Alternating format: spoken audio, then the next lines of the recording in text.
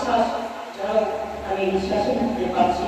আমার শরীরটা যেন খুব ক্লান্ত হয়ে যাচ্ছে, আমি আর বাঁচবো না, আমি শেষ হয়ে যাবো, আমি মারা যাবো। আল্লাহ রসুল বলছেন, ওরে খাদিজা, তুমি এমন কথা বলো না, তুমি ওরকমই কথা বলো না। আল্লাহ রসুলকে বলছে, হে আমার প্রাণের স্বামী, আমি আর থাকবো না, এই দুনিয়া থেকে আমি শেষ হয়ে যাবো, তবে আমার বাচ্চাটা তোমার কাছে আমানত হিসাবে রেখে গেলাম। ওই ফাতেমা রাদিয়াল্লাহু তাআলা আনহাকে তুমি একটুখানি দেখভাল করো, একটুখানি দেখভাল করো। আল্লাহ রাসূল সাল্লাল্লাহু আলাইহি ওয়াসাল্লাম এই কথাটা যখন শুনলেন, হযরত আম্মা ফাতিমাতুল কুবরা রাদিয়াল্লাহু তাআলা আনহাকে আল্লাহ রাসূল তখন বললেন, খাদিজা না না না, তুমি ওরকম কথা বলো না, খাদিজা তুমি ওরকম কথা বলো না। আল্লাহ রাসূলকে মুখের দিকে তাকিয়ে খাদিজা বিনতে বলছি, ইয়া রাসূলুল্লাহ সাল্লাল্লাহু আলাইহি ওয়াসাল্লাম, না না, আমি কোনো ভুল কথা বলি না, ইয়া রাসূলুল্লাহ,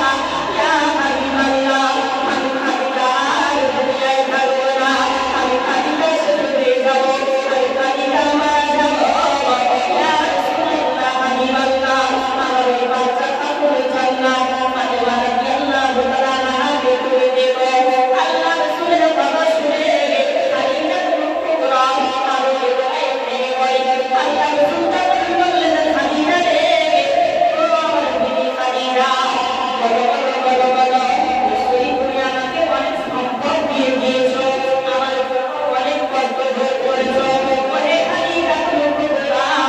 আমি তোমাকে দেওয়ার মতন কিছুতে দেইনি, তোমাকে কোনো আরামে রাখার জন্য একটা গয়না করে দেইনি, একটা মুড়িও বানিয়ে দেইনি, একটা ভালো চৌকিও তৈরি করে দিতে পারিনি, আমি রাসূলুল্লাহ তোমার জন্য একটা ভালো শাড়ি কিনে দিতে পারিনি। আজকের সমাজে মুসলমান দেখতে পাবেন, আমাদের সমাজের মায়েরা ভাইরা ভাবিরা,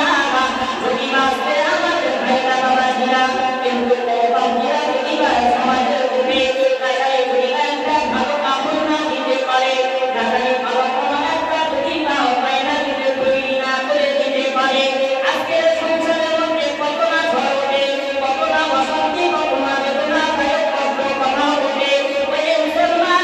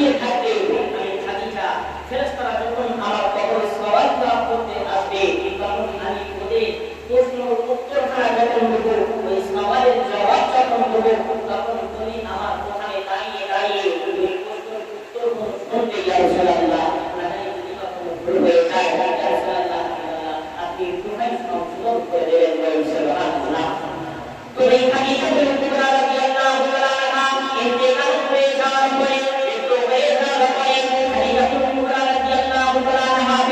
যখন কাফন করে দিয়েছিল আল্লাহ রাসূল জুব্বা মোবারক বানিয়ে তারা কাফন বানিয়ে দিয়ে দিয়েছিল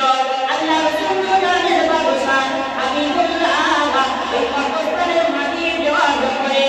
আমরা খাদিজাতুল কুবরা রাদিয়াল্লাহু তাআলা এই পাকিস্তানের কাছে দাঁড়িয়ে রয়েছে আল্লাহ রাসূল চুপচাপ মেরে দাঁড়িয়ে রয়েছে খাদিজা রাদিয়াল্লাহু তাআলা আনহা কবরে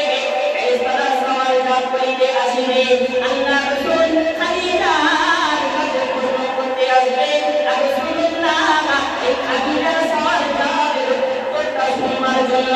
আল্লাহ রাসূল এই কবরে দাঁড়িয়ে রয়েছে এই পাকিস্তানের কাছে যখন দাঁড়িয়ে রয়েছে আল্লাহ রাসূল সাল্লাল্লাহু আলাইহি ওয়াসাল্লাম এদিকে দাঁড়িয়ে রয়েছে এদিকে আম্মা জান খাদিজাতুল কুবরা রাদিয়াল্লাহু তাআলা আনহা কবরের মধ্যে দাঁড়িয়ে এসে সওয়াল জবাব করেছে এই খাদিজা বলো বলো বলো তোমার বাপ কে ছিল আম্মা জান খাদিজাতুল কুবরা রাদিয়াল্লাহু তাআলা আনহা তিনি বলেছিলেন মান রব্বুকা ইয়া আবি আল্লাহ আমার বাপ ছিল আল্লাহ বলে বলুন সুবহানাল্লাহ এই খাদিজাতুল কুবরা রাদিয়াল্লাহু তাআলা আনহা এই প্রশ্নের উত্তরটা খাদিজাতুল কুবরা ডাইরেক্টলি